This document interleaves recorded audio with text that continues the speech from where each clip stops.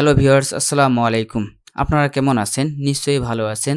আজ আমি আপনাদের জন্য একটি নতুন ভিডিও নিয়ে চলে আসলাম। সেটি হলো মাইক্রোসফট অফিস অ্যাপ্লিকেশন এর কিভাবে বাংলা ইংলিশ একসাথে টাইপ করবেন।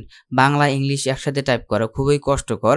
সেজন্য আমি সহজেই আপনাদের বাংলা ইংলিশ টাইপ করতে কিভাবে পারবেন সে বিষয়টি বিস্তারিত তথ্য আপনাদের কাছে তুলে ধরব। আমার চ্যানেল নতুন ভিউয়ার্স হয়ে থাকলে চ্যানেলটি সাবস্ক্রাইব করে বেল আইকনে ক্লিক করে রাখবেন।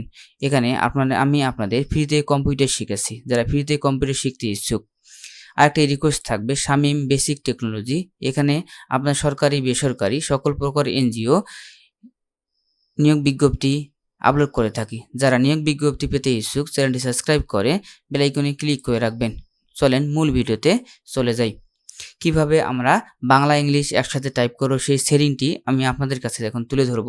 সেটি হলো, প্রথমে আপনার এখানে অফিস হোম বাটনে চলে যেতে হবে। এখান থেকে আপনাকে ওয়ার্ড অপশন একটি অপশন দেওয়া আছে, ওয়ার্ড অপশন। এখানে ক্লিক করবেন। ওয়ার্ড অপশনে ক্লিক করার পর এখানে দেওয়া আছে কাস্টমাইজে ক্লিক করবেন। কাস্টমাইজে ক্লিক করার পর এখানে শেষে চলে আসবেন। শেষে এখানে দেওয়া আছে যে কিবোর্ড শর্টকাট কাস্টমাইজ।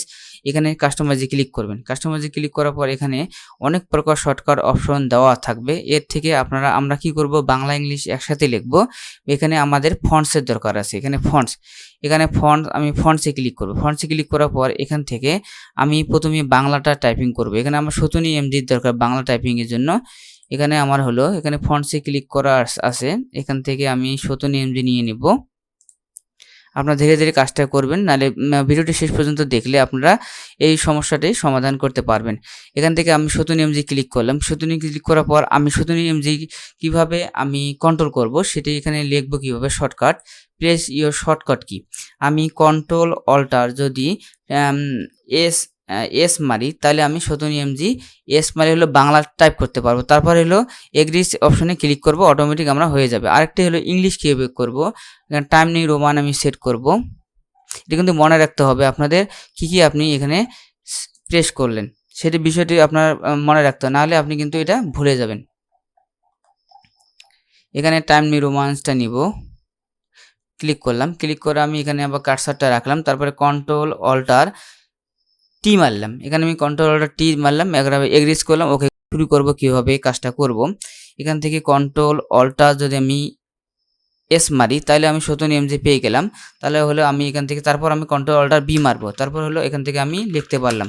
এখন আমি ইংলিশ কীভাবে লিখবো সেটি হলো আমার সোনার বাংলা। এখন আমি যদি ইংলিশ লিখি তারপর কীভাবে লিখবো, ইংলিশটা ওই স্পেস দেওয়ার পর ইংলিশটা লিখবো। সেগুলো হলো কন্ট্রোল অল্টার টি যদি মারি আমি, তাহলে হলো তারপরে হলো আমার কন্ট্রোল অল্টার বি মারতে হবে। তাহলে এখন লিখতে হবে QUICK, কুইক, BROWN। এখন দেখেন বাংলা ইংলিশ একসাথে টাইপ করতে পারছি। এখন যদি আমি বাংলা লিখি তাহলে কীভাবে লিখবো, কন্ট্রোল অল্টার এস মারবো। লেখার পর আমি কি করব, কন্ট্রোল অল্টার বি মারবো। তাহলে লিখতে পারবো আমি বাংলা। দেখছেন, এখন দেখেন খুব সহজে আপনারা বাংলা ইংলিশ একসাথে টাইপ করতে পারবেন। এটি ছিল বাংলা ইংলিশ একসাথে টাইপ করার পদ্ধতি। ভিডিওটি ভালো লাগে লাইক কমেন্ট শেয়ার করুন। ভালো ভিডিও পেতে চ্যানেলটি সাবস্ক্রাইব করে বেল আইকনে ক্লিক করে রাখবেন।